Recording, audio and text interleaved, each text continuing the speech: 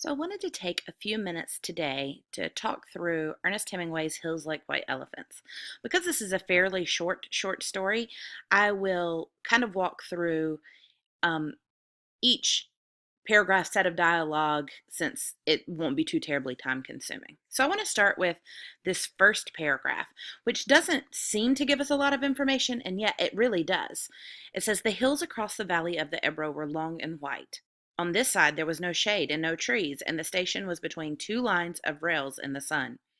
Close against the side of the station there was the warm shadow of the building, and a curtain, made of strings of bamboo beads, hung across the open door into the bar to keep out flies. The American and the girl with him sat at a table in the shade outside the building. It was very hot, and the express from Barcelona would come in 40 minutes. It stopped at this junction for 2 minutes and went on to Madrid." So we learn a lot about what this situation looks like. We know they're at a train station. We know that on one side there's no shade and no trees. We know that they are the couple, which is referred to as the American and the girl, are sitting outside of the bar, which is divided. Where they're sitting is divided by bamboo beads that are there to keep flies out. It's no mistake that they are sitting outside with the flies. And I want you to really kind of consider what symbolically that is telling us. Just like symbolically, they are at a train station, a crossroads, if you will. You want to consider how that setting is symbolically working here. I also want to draw your attention back to this idea of them being the American and the girl. With it being the American and the girl, it first tells us that the American is being put aside or is being shown in a certain way, which suggests that the girl is not American, even though the man is.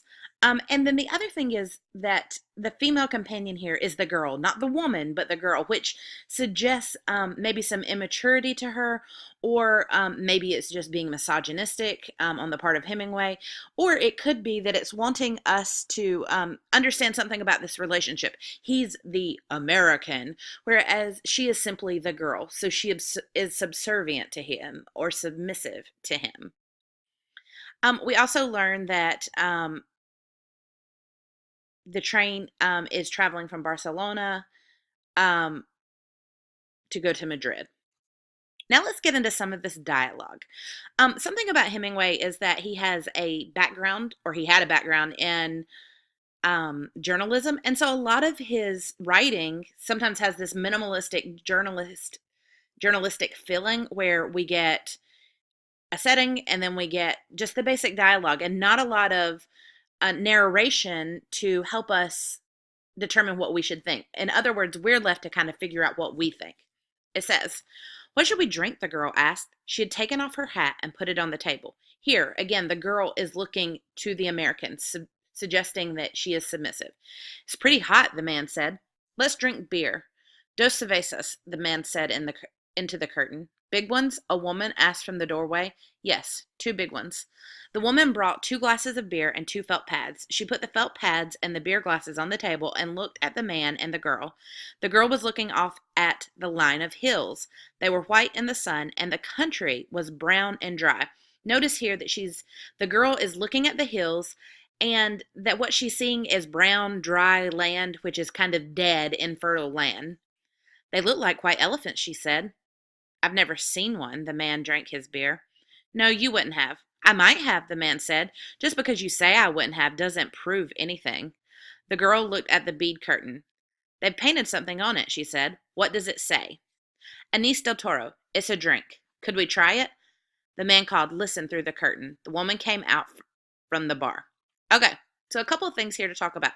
First, as the girl is looking at these hills by the infertile land, she says they look like white elephants. If you did not look up what a white elephant is, it's important that you consider that to really understand this story. A white elephant, sometimes at Christmas, people play the like white elephant game, where you bring in a gift that nobody wants.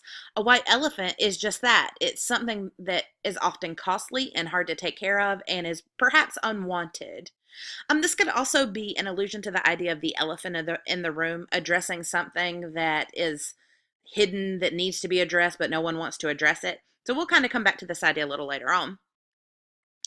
Here we also have the girl asking the American to translate what was painted on the beaded curtain, which kind of suggests a lack of communication or a lack of understanding here. In this case, it's a lack of understanding for her. She doesn't seem to know the language, which is Spanish, which we learned from what he says the drink is. We're going to start back here. The man called, "Listen," through the curtain. The woman came out from the bar. "4 reals. We want 2 anís del toro. With water? Do you want it with water?" "I don't know," the girl said. "Is it good with water?" "It's all right." "You want them with water?" asked the woman. "Yes, with water."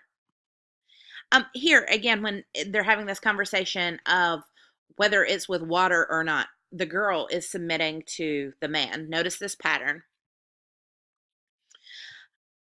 "It tastes like licorice," the girl said, and put the glass down. "That's the way with everything." "Yes," said the girl, "everything tastes of licorice, especially all the things you've waited so long for, like absinthe."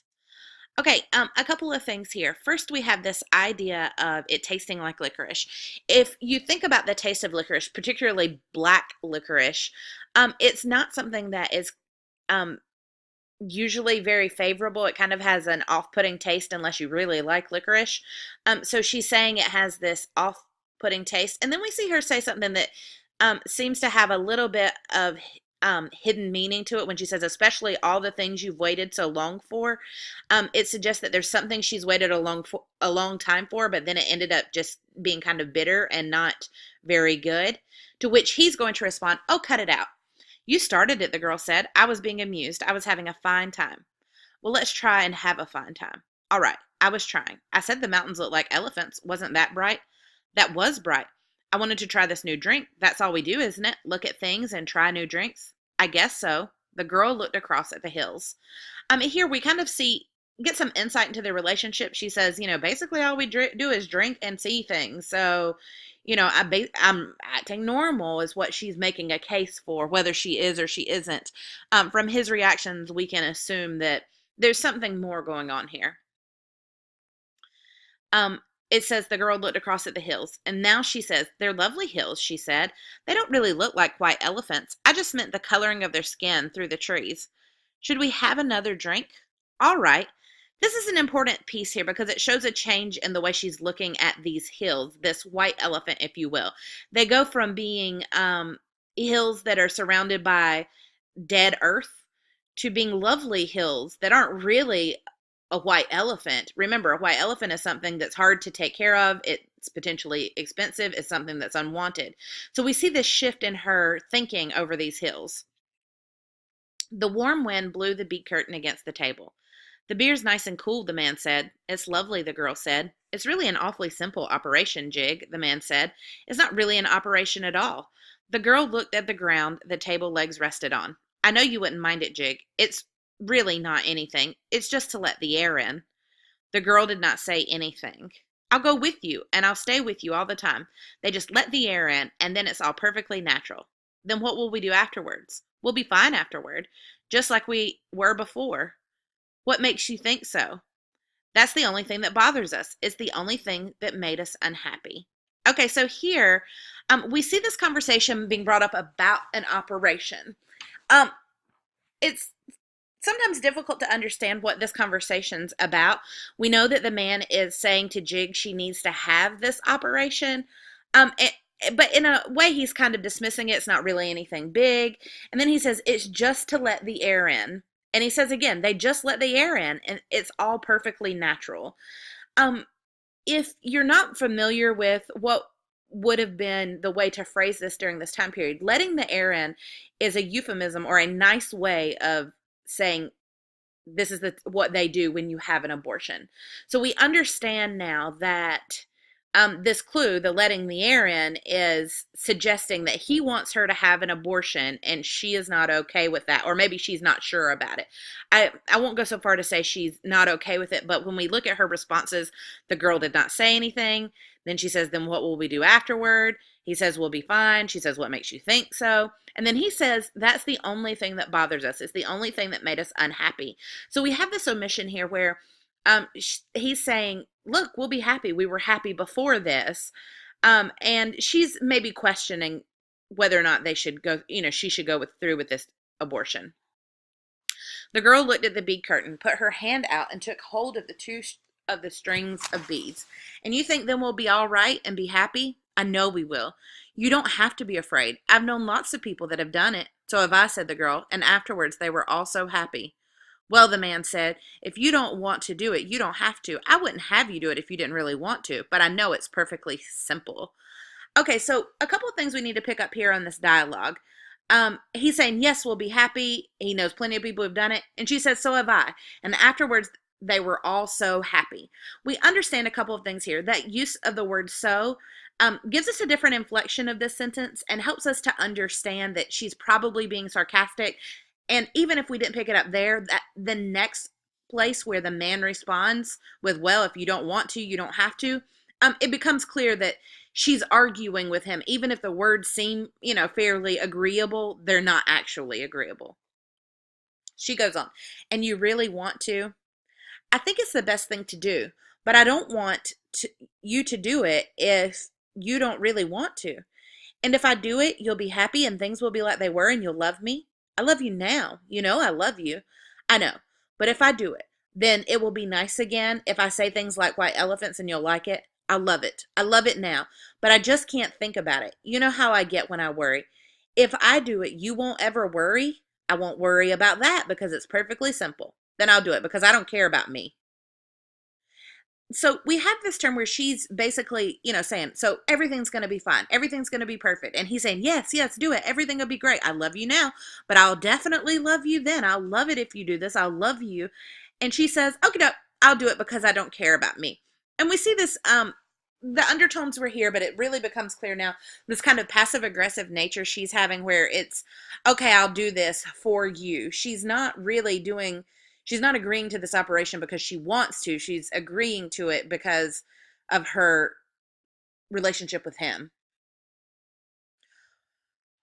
He says, what do you mean? I don't care about me. Well, I care about you. Oh, yes, but I don't care about me, and I'll do it, and then everything will be fine.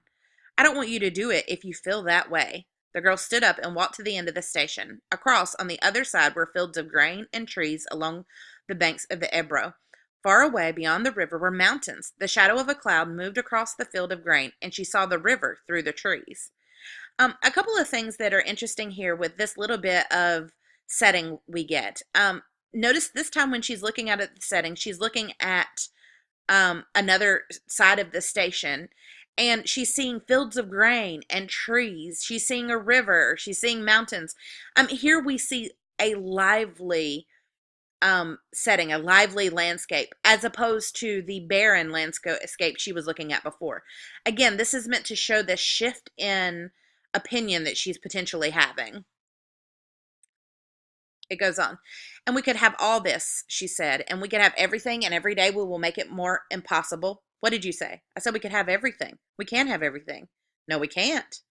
We can have the whole world. No, we can't.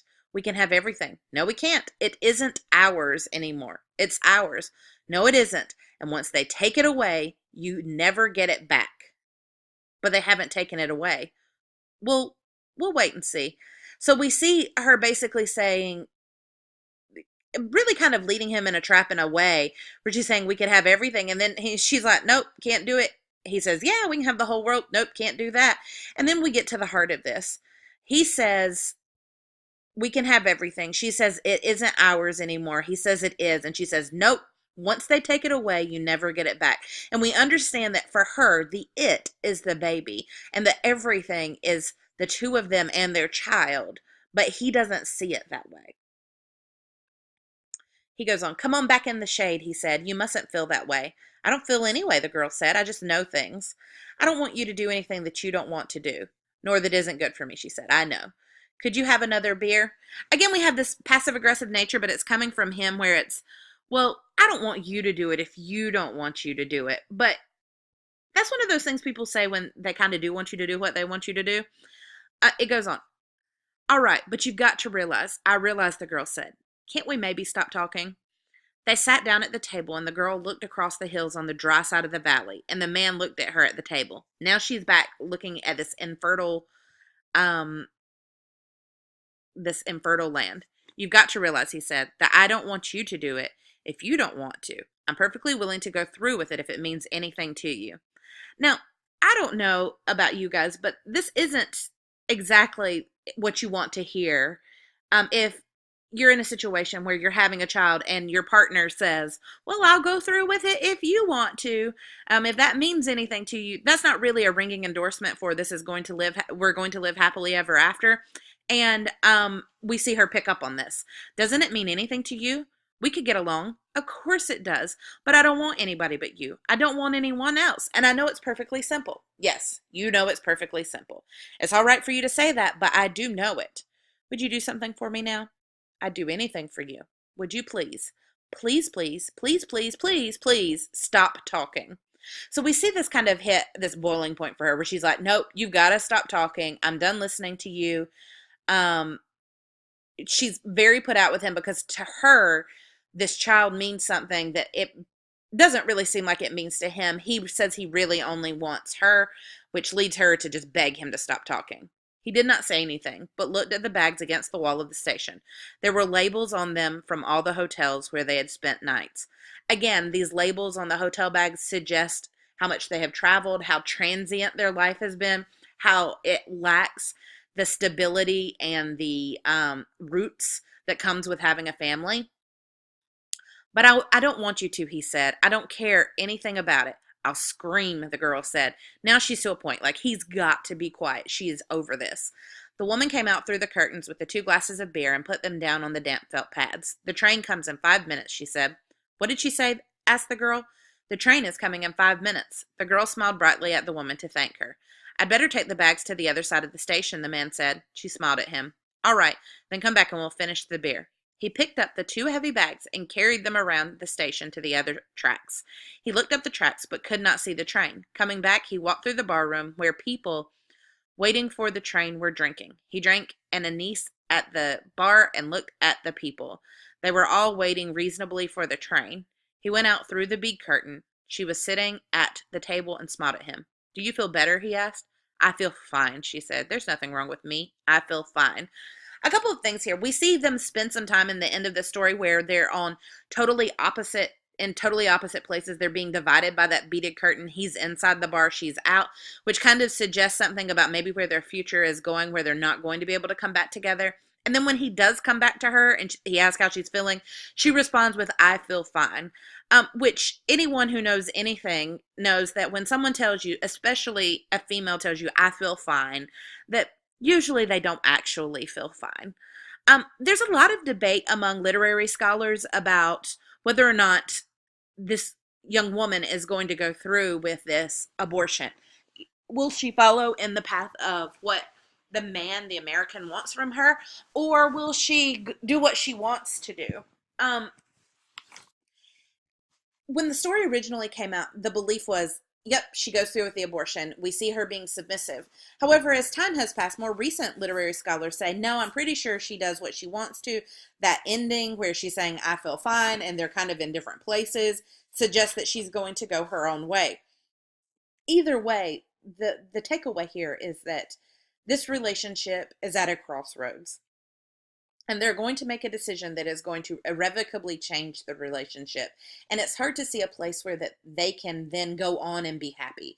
If she has the abortion, she is likely to resent him.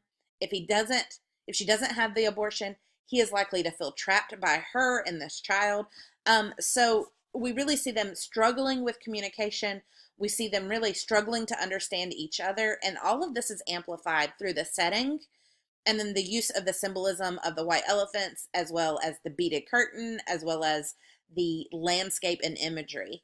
I hope this talk has helped clear up some things about this story for you. If you have questions, please, let me know. Thanks.